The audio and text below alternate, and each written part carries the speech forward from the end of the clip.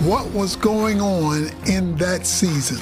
I say things to Jake that I did not even know I was feeling because I wouldn't allow myself to admit how lonely I was, how hopeless I felt, how disconnected I felt from him. The very description of love that is in his word, I'm not doing any of them. At the pinnacle of that, I told him that in my heart, we're divorced. And you can go off and do whatever you want because we are not married anymore. And he looked at me and said, "Here we go."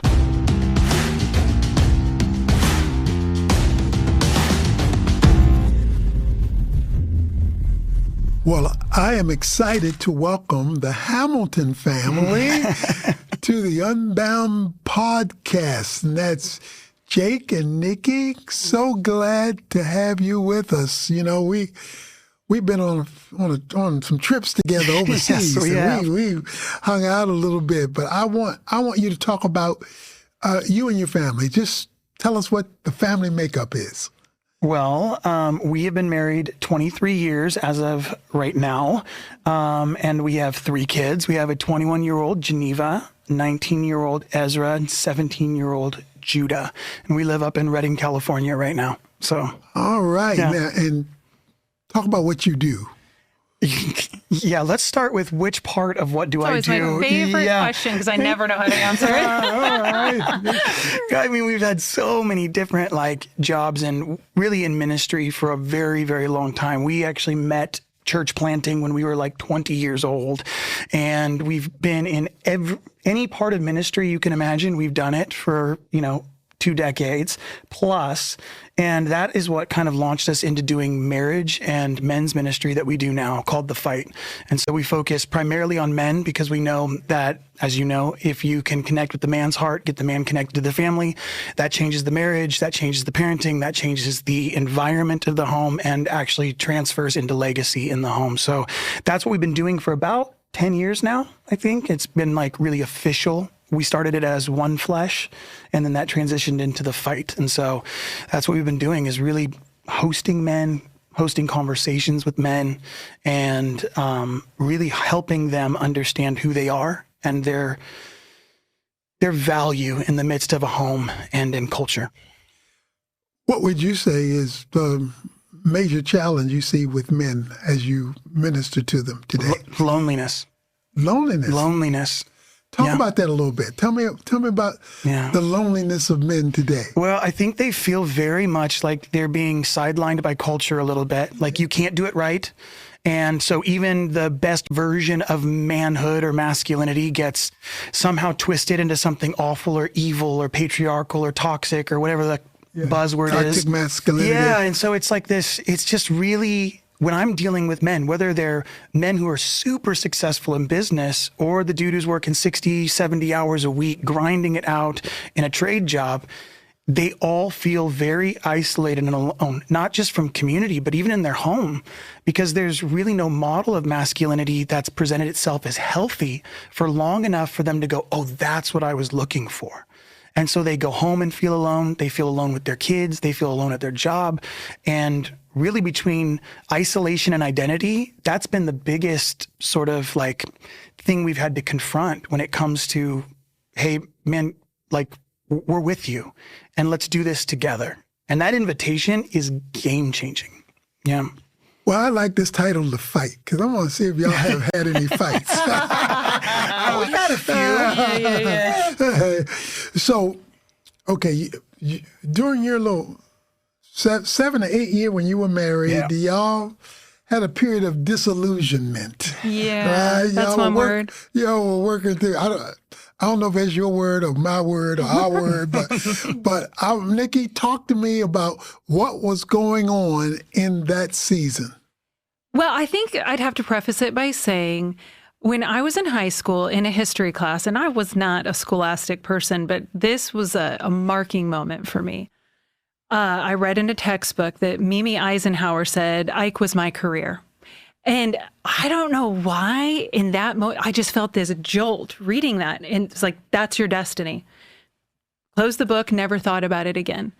Fast forward, I don't know, maybe 5 or 6 years later, I'm dating Jake, and he asked me to marry him. We're engaged. We had a very short engagement, and we're a couple weeks away from the wedding. Invitations are sent.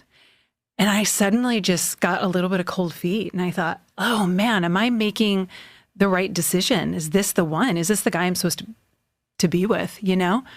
So I go out. At that time, we were running this like youth church, and it ended at 10:30 at night. Like our services were literally at 8 o'clock at night.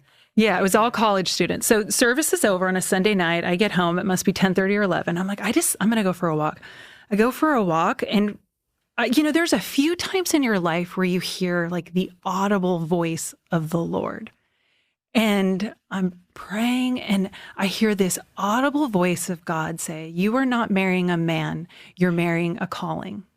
And at that moment, that saying that I had heard Mimi Eisenhower say from high school, I hadn't thought again since that moment, came back to my memory, and I thought, oh my God, no, this is it. I'm supposed to marry this man. So we get married. And the thing is I think when you have like a God moment like that, there's just this magic and mystery around it. And it sounds so fun and exciting until you're now married for 7 years. And we had 3 kids. My oldest one is severely disabled. And my husband's calling is out on the road. And I'm home alone. And we're broke with 3 children who are very high maintenance. And all of a sudden, that word that felt so heroic feels crushing. And that's where I was. And Jake was playing at the Allstate Arena. He was a worship leader. He had just gotten signed with Jesus Culture, who was like a big label at the time. So he was kind of traveling all over the place leading worship. And he was on the road a lot, and I was home alone a lot with the kids. And he had called and said, meet me out at the Allstate Arena. It's like 15,000 people. He's going to be playing this worship set. So I fly out there at night. I hear him lead this amazing set of worship. And I remember sitting there. It's great because someone happened to capture this like awesome picture of me just like worshiping. So I can really remember it because I have this picture that memorializes that moment. And I'm just like crying out to God, like, this isn't what I expected. This is not what I thought this was going to be. And watching him at the same time live out everything that I know he's supposed to be. If anyone's ever seen Jake lead worship or heard him speak, it's like, oh yeah, that guy is right where he belongs. And there was a disconjointedness in our heart. So the next morning, I'll fast forward. The next morning we wake up and a pastor friend says, hey, let me sit down and talk to you guys. So we meet at a restaurant downstairs, and this guy is he was a real father type of guy. And we sit down right out the gate. He looks me straight in the eyes and he said, Nikki, how are you doing? And I lost it. I'm a very put together person. Most of the time, She's not the crier. I am not a crier. I'm not highly emotional.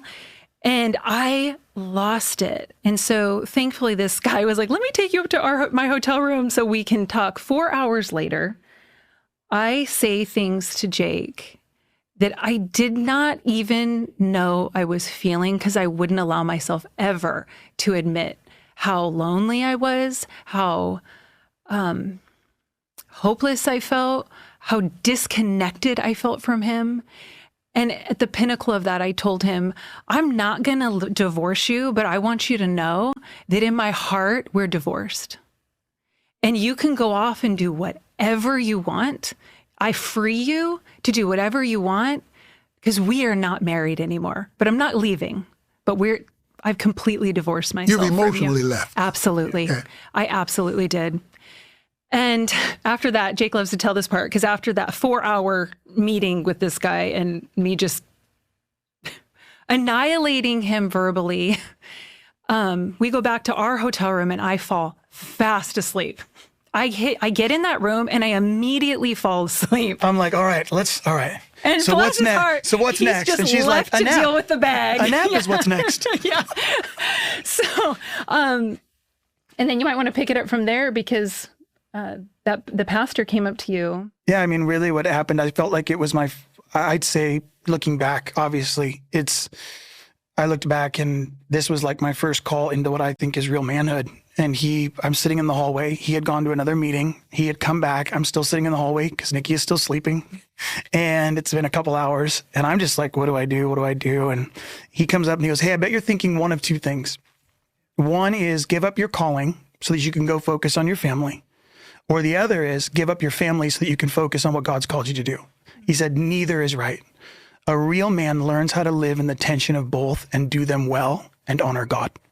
And I was like, I could feel it in my body. I was like, oh, this is what a man does.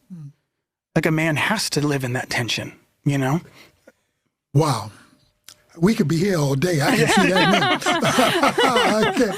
Because you're not just talking about it, you're emoting with it. I mean, I can feel your words, not just hear your words. And a lot of couples enter into this space of disconnectedness while you're serving the Lord Jesus Christ. Okay, you're entering into this world where you don't have a place in this. Yeah. He's serving God and traveling, and people are responding to him, and you're home taking care of the day-to-day grind of wifehood and children and brokenness and all the things. So during this disconnectedness with him, was there also disconnectedness with God? You know, that's a tough question, I think. Oh, we're just getting started. Go ahead. Tough question number one. At that time, we had part of the story is we had planted a house of prayer right prior to him traveling full time. So that house of prayer season, I would say, was one of the hardest, most painful, most growing seasons of my life. Right? They always go together. Pain, suffering, growth, they always go together. And so I was, in the midst of that, and also coming out of this real prayer moment. And I spent my prayers at that time were, God, let Jake see me. Like, can he just see me? Because I felt so unseen in that time. I think as a mom, you're often unseen. Not often, you're really unseen as a mother. Nobody sees the 3 a.m. feedings, right? And then as a pastor's wife, you're really unseen because everyone really kind of wants to be you. You know, you're married to the man, and how you must have everything because he's Mr. Religious guy, and, everyone sees all the good stuff. And I think there was also a little bit of feeling like everyone here secretly hates me and doesn't want me in the room. So that took me to like my knees a lot, going, God, I just want to be seen by my husband. I want, there's something about being seen in your pain. You don't need it to be taken away, but if someone can just see that you're suffering, right? So that's like a very long-winded way of saying that I was clinging on to Jesus like by my little fingernails, Gotcha. Right? This idea of wrestling with God, I'll use those words in our pain. And the Bible is full of people who are wrestling with God because expectations are not being met. You're hoping for one thing, expecting one thing, and then knowing you've heard from God. You heard this is a calling. This is not, because unless you know it's a calling, you may not stick it out if it's just a man. But now you got to deal with God because God okayed this. And to see people in the Bible who had to wrestle with God and ask God tough questions. I've often said, it's not wrong to ask God questions, it's wrong to question God. And those are not the same thing. To ask why is one thing. To challenge his why is a whole nother thing. And this wrestling when the God of the Bible doesn't make sense to the circumstances that I'm dealing with. You know, I've gone through this wrestling season of love and loss and what are you doing and why are you doing it and why this, why now, why this much, why does this have to hurt so bad, so long? And so I'm hearing the wrestling that you were going through, but at the same time, God is working because the pastor comes to you and he does a man thing on you. He does the Christian man up move Exactly. on you, you know, and says, hey, you know, and that was classic. You know, one of the statements that's often made about marriage is not just designed to make you happy, but to make you holy, you know, to take you to the next level of spiritual development, which often means discomfort. So let's pick it up from there. You done heard from the pastor. You feel it. So what's the response? What do you do next? The invitation was to go home after that, which was very awkward because we had the band with us. So we'll just say that was an awkward drive and plane ride after that. And then we get home and I'm very I am the emotive one. So I'm just before the Lord every night. I'm couldn't eat, couldn't sleep. I would love to call it a fast, but it wasn't. It was just, I didn't know what to do. I was desperate. And I really felt like I heard that leading where the Lord's go read 1 Corinthians 13. And I was like, oh yeah, I know what it says, you know, and you kind of yeah, okay, I love, you know, and I'm yeah, I got it. And I literally open it up and I read love is patient. And he says, if you don't have that one, you can't have the rest. And then it just basically hit me. Well, if I'm not patient, then I can't be kind because being kind takes patience. So then it just they started building on each other as I'm laying there for basically 7 days.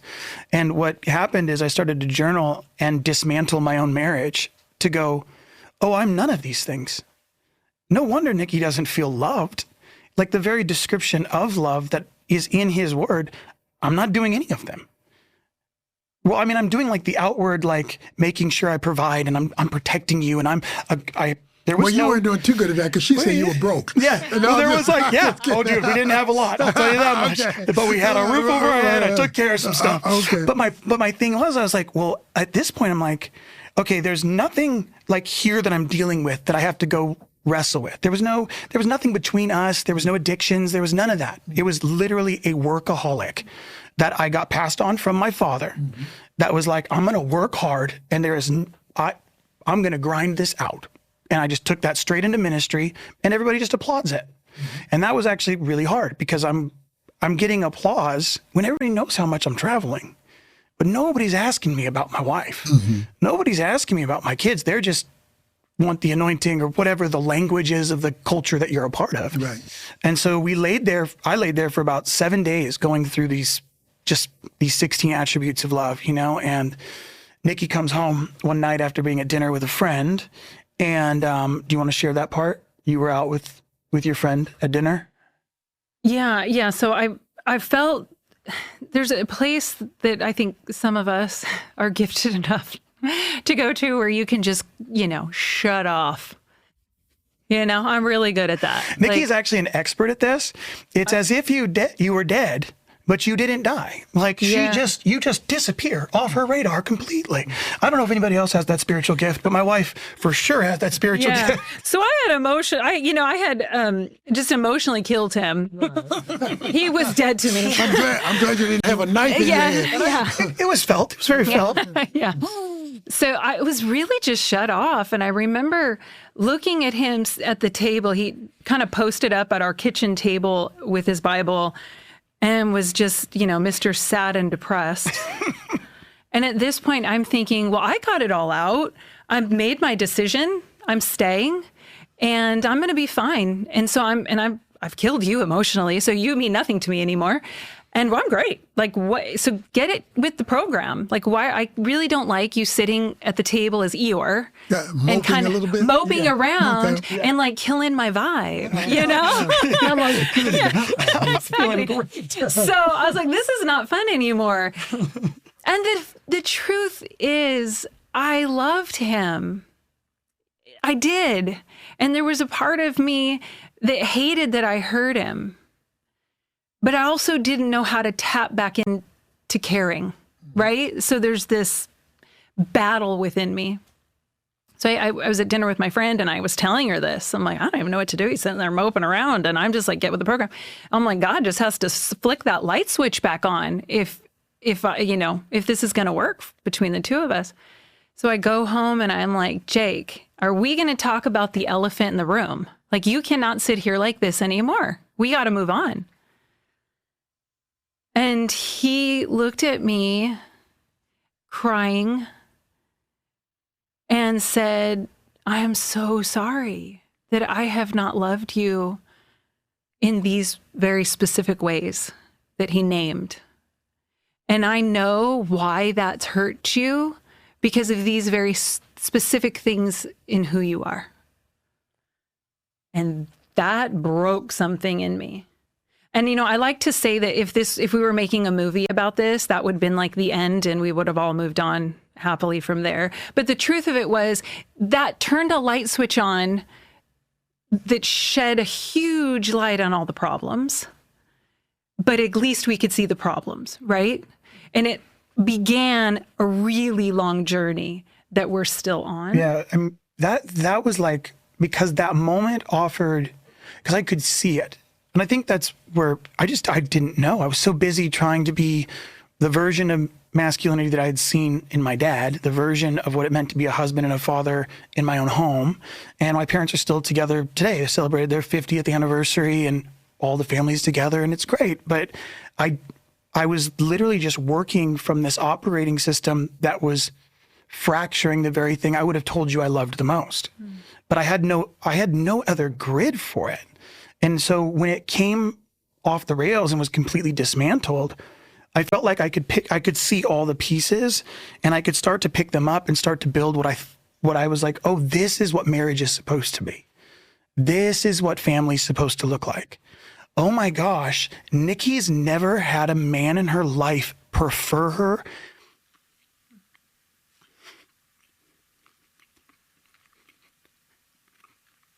and choose her in that way. And I think in that moment, the big shift for me was I realized what a privilege it was going to be to do that for one woman for the rest of my life. Wow. And I was like, that choice I'm making. Like, you don't ever have to, and I told her that night, you don't ever have to like me again. Mm-hmm. Actually, you don't have to trust me, but I will be the tide on which all the other men who have hurt you, on which the tide of that pain will break. It will end with me. And I will choose you and prefer you for the rest of my life. And it sounds a lot better in this room when it's not as broken and messy at that time, but I knew it. And I was like, oh, I'm going to choose her. And it didn't mean I threw everything away. It was like, no, if God gave me, because I knew I was supposed to write music. I knew that like music was going to be a big part of who I was and what I do. And still to this day, no matter what I'm doing, it comes up. But it's like, I knew that God would give us a strategy to work this out. And that was the night of invitation for us to do it. If I was back in the hood, I'd say, you go, boy. You go. That's the way it felt. Now, a couple of things I'm hearing that kind of is illuminating in our conversation thus far. You're in this broken place. There's a Greek word for the word. In the beginning was that's the word logos, which is the expression of the truth of God. But then there's another word, which is rhema, which is a divine utterance. It's kind of where the words written on the pages of the Bible leave the pages of the Bible and enter into your experience.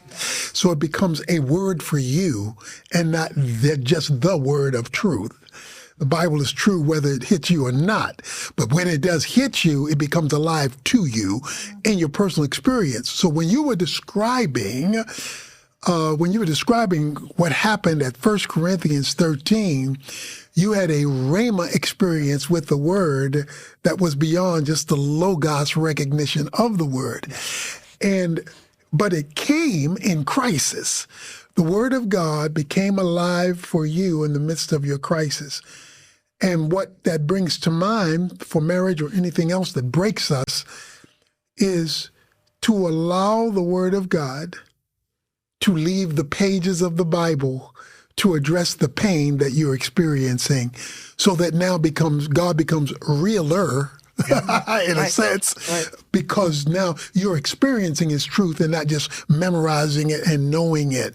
And it came out of pain, which brought this to the place where God was able to move it to the next level. So bigger than just your crisis, there's a principle here of allowing God's Word in our brokenness to reign supreme and to actually invite it to leave the page. Well, and I'm so grateful.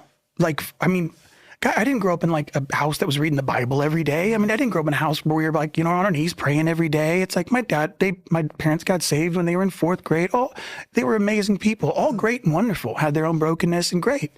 But when I turned 19 and began to devote myself to the Word of God because of the path that I was put on, working with, inner city kids in LA with Salvation Army, and then accidentally planting a church and all these things, I just knew that I had to be seeped in the Word. And I grew up in this beautiful Baptist church right down the street from my house that I am insanely grateful for. And they gave me the Word, the Word, the Word, the Word. So I could have chosen 1,000 other things to go to when my life fell apart. I mean, there's a lot of options. Yeah, right. You know what I'm saying? Even good options that are like, oh, that's okay. It's good. It's not unhealthy. It's not going to go send you into drinking and drugs and pornography. But I had a foundation to go to the Word so it could become alive to me. Mm-hmm. And I'm like, we're missing a lot of that. For people to go, my life is in crisis. I'm going to run to social media. I'm going to run to the thing to escape. I'm going to run to the thing to comfort. I'm going to run. And I really hadn't thought about it until you just said that I was like, yeah, that is a real truth, that because of my root system, when my life fell apart, the Word could become flesh in my body the same way it became flesh in the man Christ. Incarnational Word. That's the incarnational Word of God in my life that bore fruit of the relationship we have now. But that didn't come by accident. That was an intentional building that I think so many other people are missing in this hour, where they don't have that to go, in crisis, I run to the Word. In John 11, when Martha and Mary send the word to Jesus, the one whom you love, he's sick. Jesus says he's not going to die, but he dies. And Martha comes to him and says, if you would have been here, we wouldn't have this. And she enters into a discussion with Jesus about theology and about the resurrection. Yeah. He tells her, I am the resurrection and the life. She says, well, I know about the resurrection. I know the theology. Yeah. And Jesus says, well, no, I am the theology. And what he was prepping her for was a miracle of resurrection. Well, Lazarus is raised from the dead. But the miracle resurrection only occurs because a crisis was allowed. Mm-hmm. Jesus stayed away until things got worse, so that when he showed up, they could see something they had never seen before. And a bunch of other people could see it too. Yeah. So God has allowed y'all to go through a crisis that he could speak into, that you could be on this podcast and plenty other places to talk about a resurrection, so other people whose marriages are dying can know that God still raises marriages from the dead. And it's still the blind man on the road. Like, whose fault is this? Mom's? Is it dad's? Whose is it? And it's like, no, this has happened so that the glory of God can be revealed. And I'm like, yeah, that's the point. Mm-hmm. We're going to see the miracle. We're going to see the resurrection.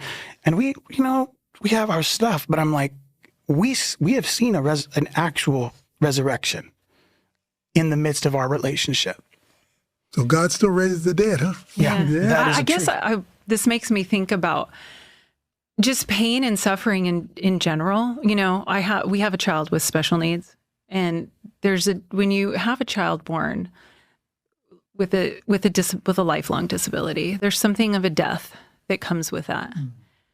And it's a death that doesn't get a funeral. So you kind of carry it throughout the years. And which I think was a large part, even of us going through what we went through, because there was this huge weight of suffering that we were carrying in between us and not knowing how to handle.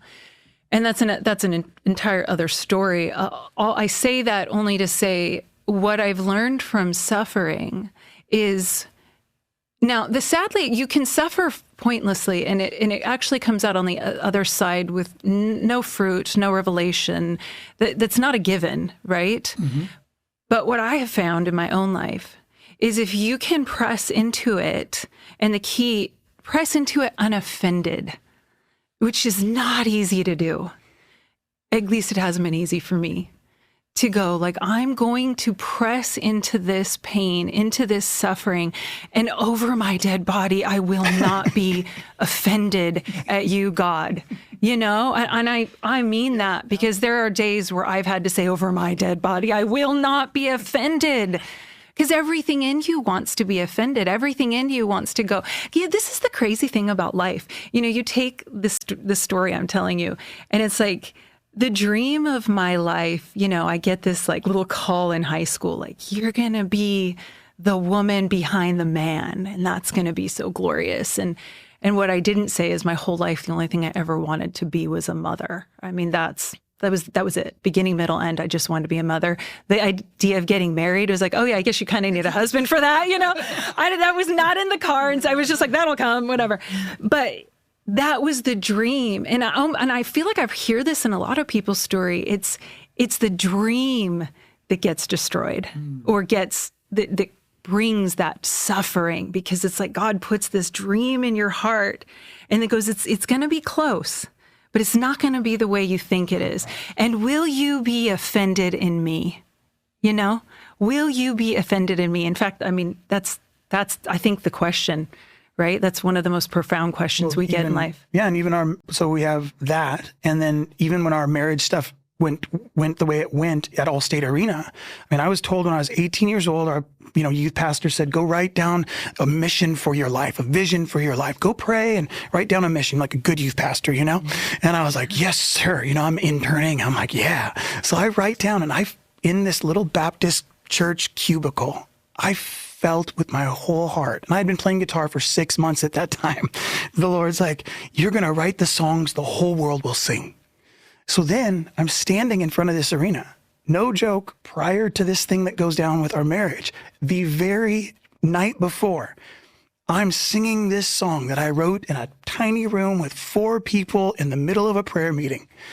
And everyone's singing it back to me. They're just screaming this song from different nations, different backgrounds, different languages. It's been recorded now into several languages. And at that time, it had been already in 3 languages. And I'm sitting there and I'm like, this is the thing the Lord told me at 18.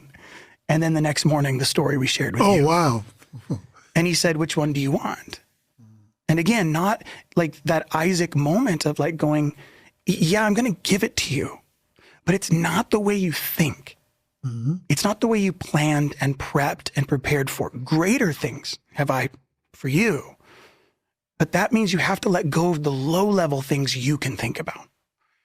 So let's talk about, how should I call it? The idolatry of ministry. No, Tony, no. That's not a thing. Let's talk about American Idols, you know. That's not a thing. The idolatry of ministry, because ministry can destroy marriage. Yeah.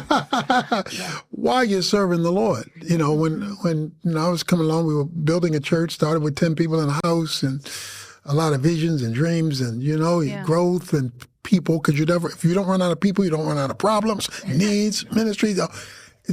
And there is a adrenaline rush that comes with it. The anticipation, the excitement, and the challenge, even with the problems of building, and one thing that's typically true of men, building something, and so you're doing that, but then it becomes becomes all-consuming, because I had to apologize for that. So that it becomes all-consuming because you can always give what seems like a legitimate reason for what you're doing and why you're doing it, because you're doing it in the name of God.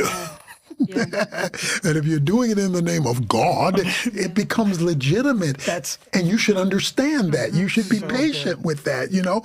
And this thing of what the pastor told you of doing both well, you know, and having things in their proper alignment is critical, because many people in ministry, as is true in business as well, but in ministry, because that's an easy one to excuse, can be very devastating to a marriage and to a mate. Did you ever feel, Nikki, that he loved God inappropriately more than you, or in the name of ministry more than you? I think that was, well, it's a loaded question. No, she's fine. We're just getting started. Yeah. Here's the thing. You know, I hear this audible voice of the Lord, like you're not marrying a man, you're marrying a calling, right? And I looked at what he was doing and the lives he was affecting, and it felt like, wow, you know, like this, they need him out there. And I knew what I was signing up for. You know, these are the stories I'm telling myself as I'm at home at 3 a.m. with my, you know, my child who's just got diagnosed that she'll never walk, and I'm pregnant, and, you know, he's never home, and I'm all alone. And I'm telling myself, like, you knew what you signed up for. And it's happening. Like, he's really doing amazing things are happening in our midst, and God is moving.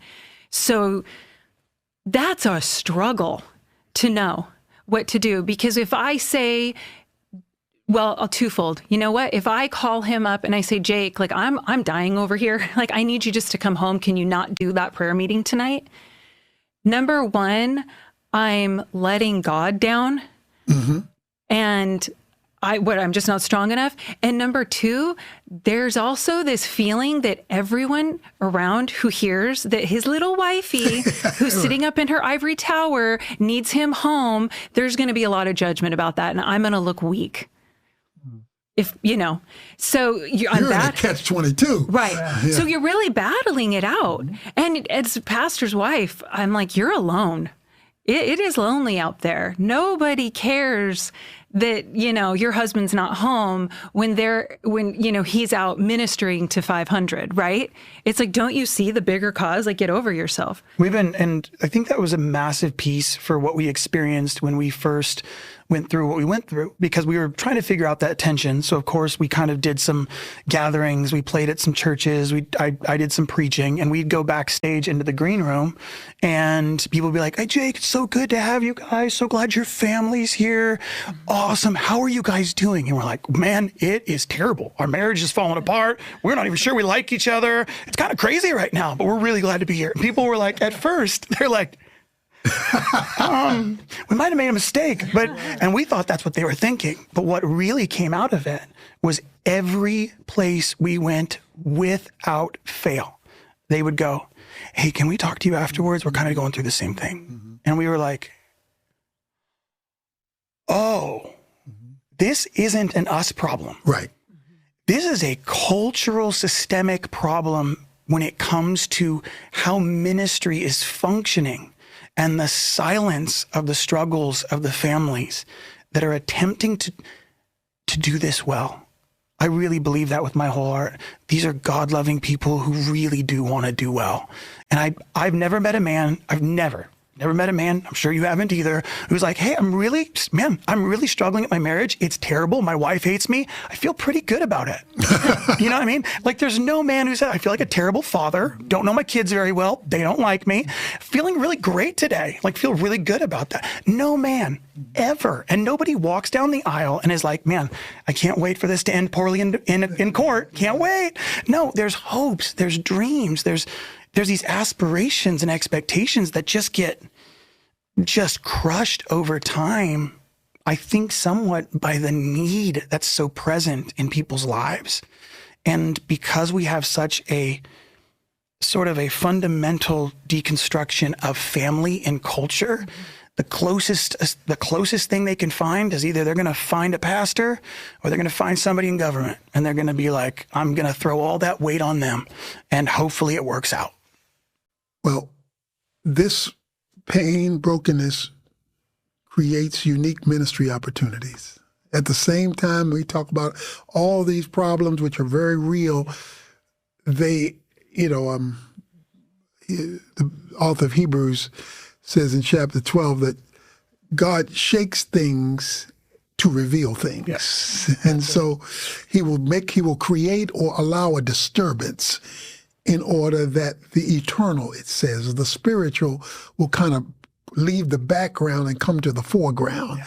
And so when people, like marriages, are in crisis and they're able to find their way through with the Lord, then the new ministry door is open for so many other people who are not the Lone Ranger. You're not the Lone Ranger, because now there's a whole group of people out there.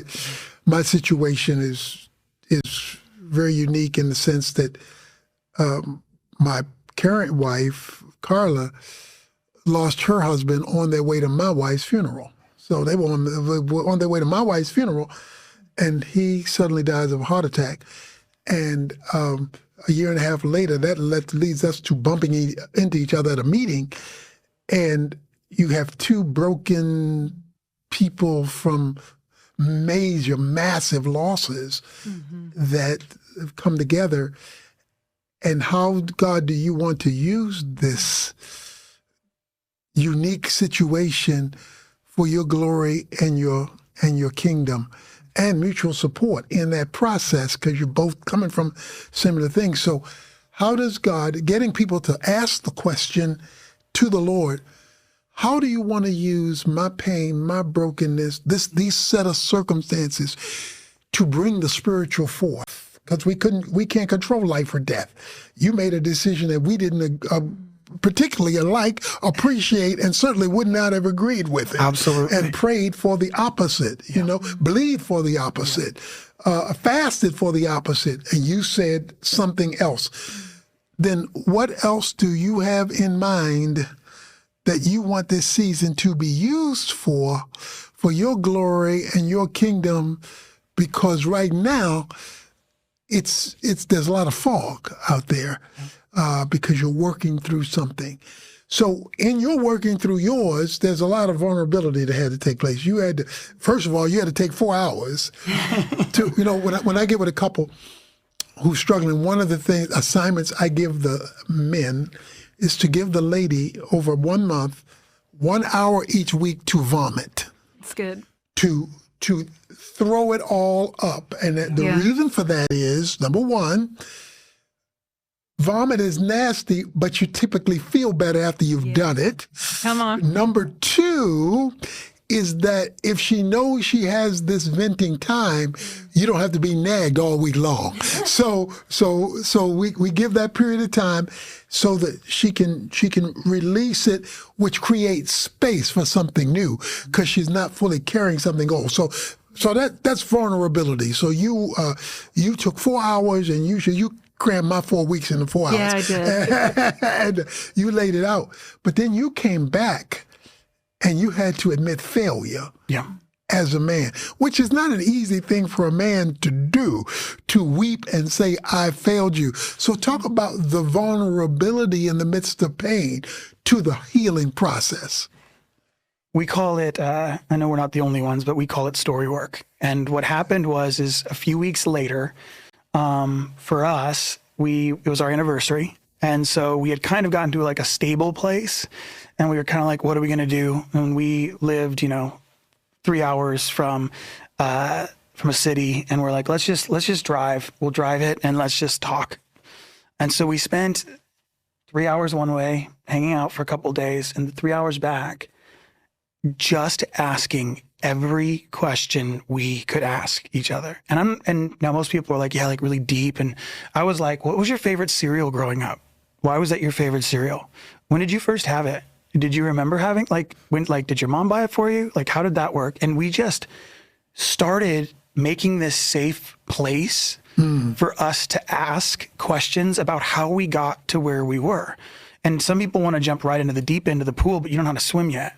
So it's like we were just relearning how to dialogue and relearning how to ask safe questions and get healthy responses and right responses that would lead to, we call it curious questions. And we're like, if we could get to a place where we could get couples and we could get ourselves to just ask curious questions, which we do still to this day. Now it's just a part of our life. Like now it's like, what made you think that?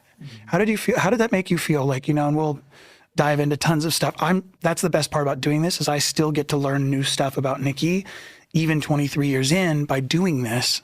And that has led, creating safety in the small questions has led us to much greater degrees of safety and vulnerability in the bigger questions. And so, yes, there's been pain, but I think there's been enough research done at this point to say, yes, we need a degree of conflict resolution. That's good. But actually tools for connection produce better health long-term in the relationship.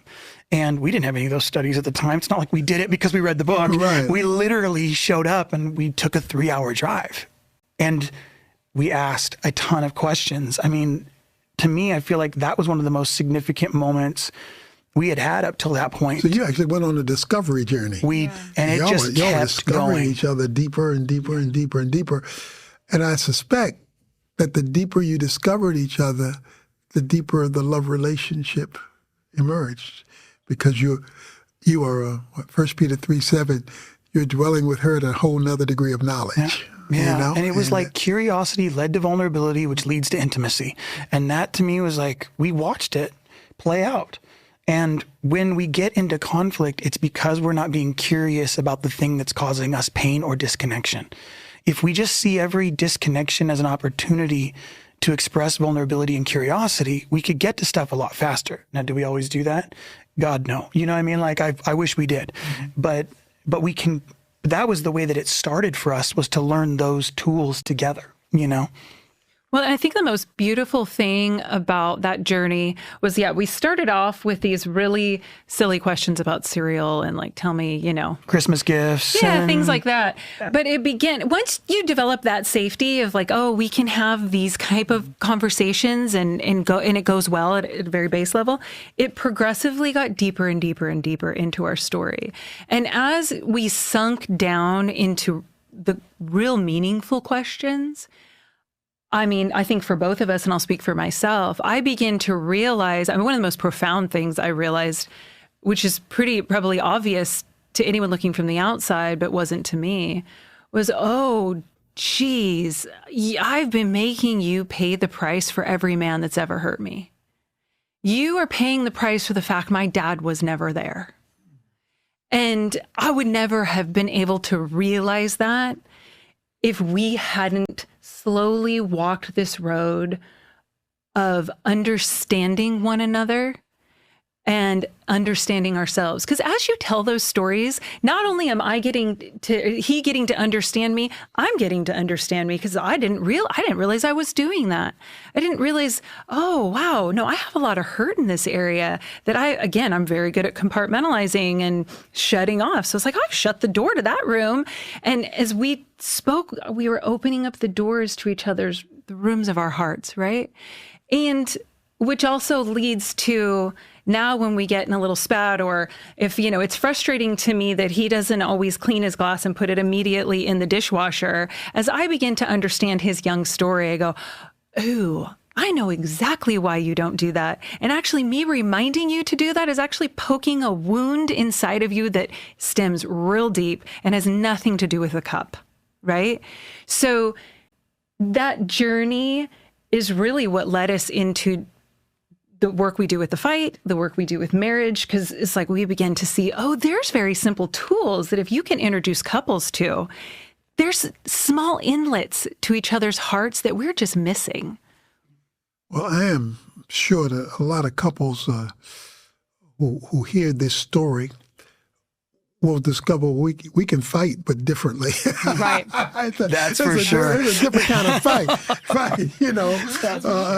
Continue with this idea of the idolatry ministry.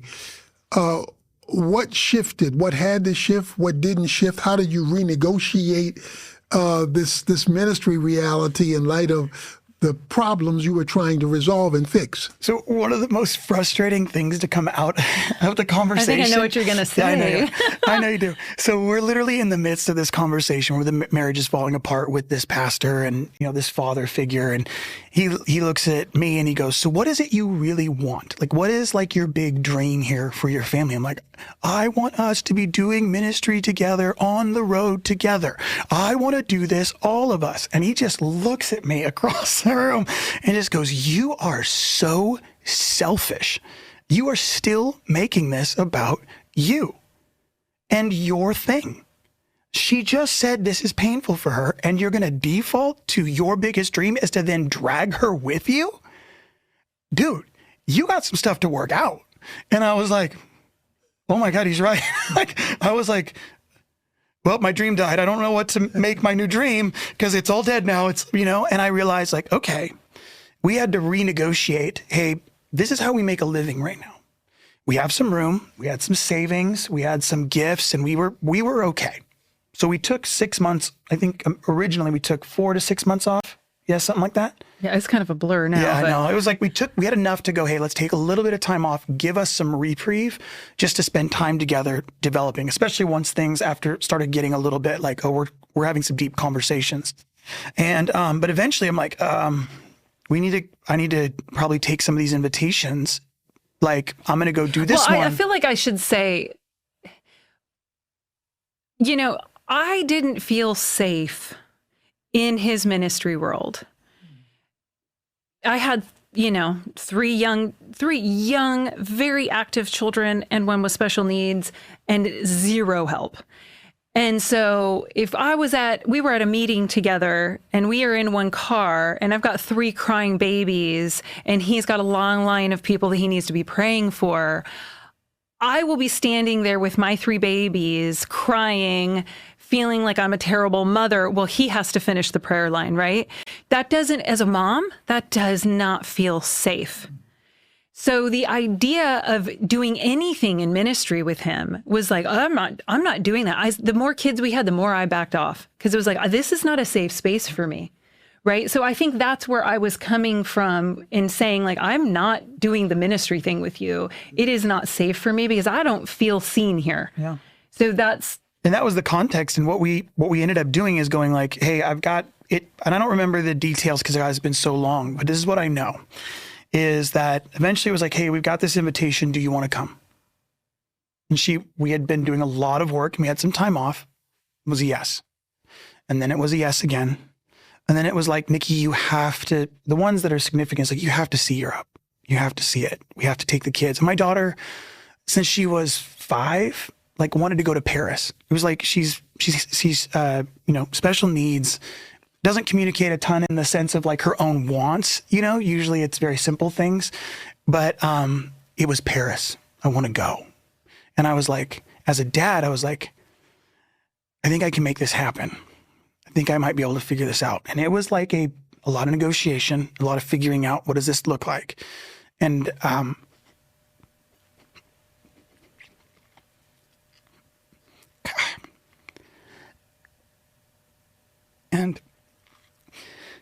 we make it all the way to Paris. My daughter's there. She's not good at expressing emotion. But my middle son, he is very good at expressing emotion. I'm not sure where he gets it from, but we'll explore that later at another time. But she can't express how excited she is. And my son lays in her lap and just sobs. Just sobs and sobs. And we're in this little taxi while this is happening. And he's carrying all this emotion that she can't carry. And I was like, God, you let my dream of what I thought it would look like die so that you could give me something better. I'm here. My whole family's here. We've traveled the world together now. And he's like, if you just let me do it my way, it's going to be so much better. But it was like so insanely painful. But to see it get resurrected in the way that it did, and now we're all here, even here, you know, my kids are here. And it's like, we do this now. Like, it became very normal. It's very natural for us to go like, you know, oh, what are we going to do? We're navigating it together. It's a whole new season and a whole new world because of what we do. But it's now negotiation. We've created a dialogue. I mean, please, if that's not true, please. I'm like very much like, certain things we have to do because of work, but at the end of the day, we have a deeper connection. So there's a greater degree of safety in the relationship to navigate those with more honesty and vulnerability. So does that mean you're now even freer to ministry? Yeah. Freer to do ministry because you're doing it the right way? It's not even I mean, maybe it's the right way, but I guess the way I feel is like, it's our way. And I just hope others have enough freedom and honesty and vulnerability and willing to walk through the pain of their circumstances to find their way as well, you know? Oh, the word, you used a great word. You used the word freedom. Yeah. You know, that's a big word in culture in American society. But the first use of the word freedom is actually by God. From every tree of the garden you may freely eat, but of the tree of the knowledge of good and evil, you don't eat it unless you die. So freedom was, in God's use of the word, the liberty to enjoy his goodness within the restriction that he gave. That's it. And marriage creates a restriction that if you ignore it, you can't enjoy all the other fruits that are there to be enjoyed within the context. So, right. So the proper understanding, because you're now free to minister and enjoy the process. Well, because I'm now more me because she exists. Her expression of limitation and boundaries and hurt gave me limitations, exactly like you're saying, but they didn't limit me from being me. They took away the versions of me and my ego that had nothing to do with God and helped hone me and harness me into the man that I was always meant to be in alignment with her. So I become more of the man I was created to be, and she becomes more of the woman she was created to be by us creating these boundaries, by creating this space to go, hey, when you do that, it hurts me. Well, that's not just simply me telling you a part of my story. That's me expressing that part of you probably hurts other people as well, and it's probably doing damage to you. You've taken the concept of helpmate to a whole nother level. She helps me to be me. That's exactly it.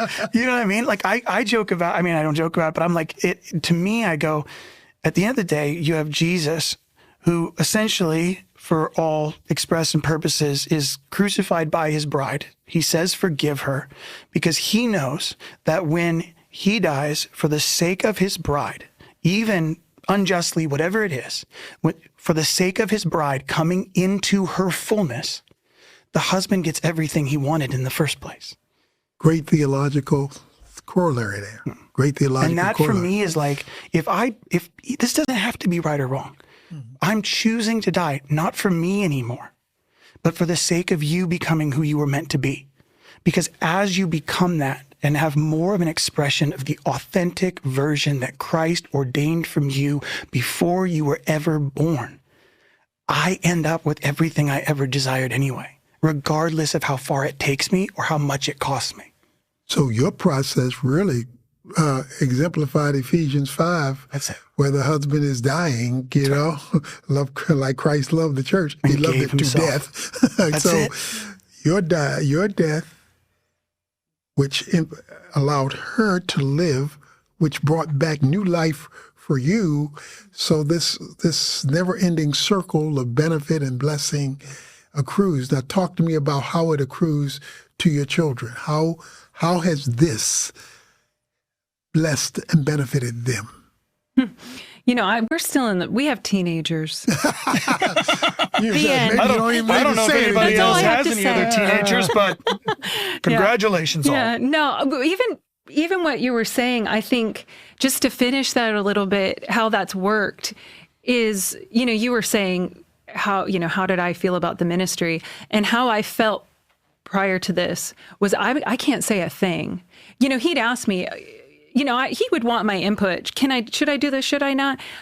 There was no intuition in me because I was so shut down in fear and not feeling kind of safe. I didn't want to be, like I said, I didn't want to be the wife that wasn't letting her husband do something. And I didn't want to be the child of God that held him back from what God called him to do. And as we walked through this process and we became connected, really a lot of the practical things that Jake began to do, I don't know, I don't think you did this thought like, this is how I'm going to do it, but it just sort of manifested, was he really started to see me. That prayer that I prayed, he started to see me and came to me in a different way. Like, I got invited to do this, but I'm looking at the situation at home right now, and it's not a good idea. I'm going to stay with you instead. Or there was a line of 10 people, and he heard the baby cry, and he shut it down and said. And we had Geneva. We came up with a signal. Geneva still does it to this day. Yeah. So we said, when the line gets too long, or you're like, hey, I'm done. I need Dad. I need to go to rest. I just want you to look. You don't have to say anything. I just want you to go like this. Like she's tired and yawning. Like she's tired and yawning. Mm-hmm. And I said, the moment I see that, we're done. It's time to cut it, shut it down. Yeah. Hey guys, bless you. And so he began to do that. And really it got to the point where he was coming home more than he was going out. And he was seeing me in whatever the situation was. And I just started feeling like, whoa, like you will always choose me. And every time I felt him choose me, there was this place inside of me that my intuition, my knowing about what he actually was supposed to do grew, to where then I would feel like, oh no, this is an event you're supposed to be at, or this is a person you're supposed to connect with, or this is a direction you're supposed to take your ministry in. And I felt the confidence to say it because I knew I was safe with him. And I knew that it was coming out of love, not out of, I want to manipulate you, or I just need you to be okay. I mean, I think every woman can relate to feeling like, or especially Pat, like I'm just a ball in the air you're juggling. And I didn't feel that anymore. And as I stopped feeling that way, I started feeling direction for him. I started going like, oh no, I know what you're supposed to do. And I feel that I can speak into it. So the two become one, right? Mm-hmm. Like it wasn't Jake's ministry. It's not Jake's life. It's our life. Mm-hmm. And I'm not up there on stage and I'm not doing those things, but there's half of the who we are up there and half of us at home. And I think we can be more in alignment with what God's will is for our life now because we work together. So if you were going to give a word of challenge to a couple who are in the wrong fight yeah. and they want to get into the right fight because they're going through similar kind of realities that you've described, what would be your word of challenge? Yours and yours. My word of challenge to men every single time is I say, men, you have to go first. And we've made in culture, men have gone first in systems and structures. But in the kingdom, men go first in service and sacrifice. So what I want you to do is put your needs and wants on hold. Not your provision, not your providing, not the taking care, not protecting, not the things you do for the home. But when it comes to you getting your way in the relationship, I want you to shelve that for 6 months. And I want you to explore your wife's heart. That's all I want you to do. You're gonna make her mad. You're gonna be in frustrating situations, but I want you, and we'll even give them lists of questions. And the cool part is now, like you can go on Amazon and download conversation starters for couples. Even those simple things to go, I just want you to get to know her. That is step one. You're not going to get what you want out of it. It's not going to work out for you for a season. But if you invest in this way, over the long term, you're going to end up with everything you ever wanted. But you need to go. I mean, there's this whole thing, even on social media, like go dark for 6 months, go dark for a year, and then come back. I'm like, this is real. Like if you do this in your marriage, like it will transform the safety and vulnerability of your wife, which will transform the connection that you have with her, the intimacy you have with her, the language you guys share, and the life that you're building. And so that kind of, I feel like that would be my challenge usually. Men, you have to go first. What would you say? Well, I think if I was talking to a married woman, I would tell her, get on your knees, because I do feel that prayer does change things. It takes a long time sometimes, but it does change things. And a lot of times that prayer needs to be change me. And don't, like I said, don't get offended. And if I was speaking to a woman who was on that verge of divorce, I think what kept me going, like, I will divorce you in my heart, but I will not leave you, was I knew there was no man who would ever love my children the way he did. Mm. And as women, we're mothers, we just are. You're just a mom. And if you can not stand up for yourself, you can always stand up for your kids. You can always fight for your kids. And I knew, coming from a divorce home, I knew that I couldn't take him away from my kids. And him living in the house down the street is not, even when he's traveling all the time, is not the same as him coming home when he does. Well, thank you. You have made this a very memorable moment for us and for others. And I am excited to see what the next stages are and your usefulness coming out of what you've come out of for the benefit of so many other couples who are where you've been and who can get where you are because of your impact in teaching them how to fight. So thank you. Thank you.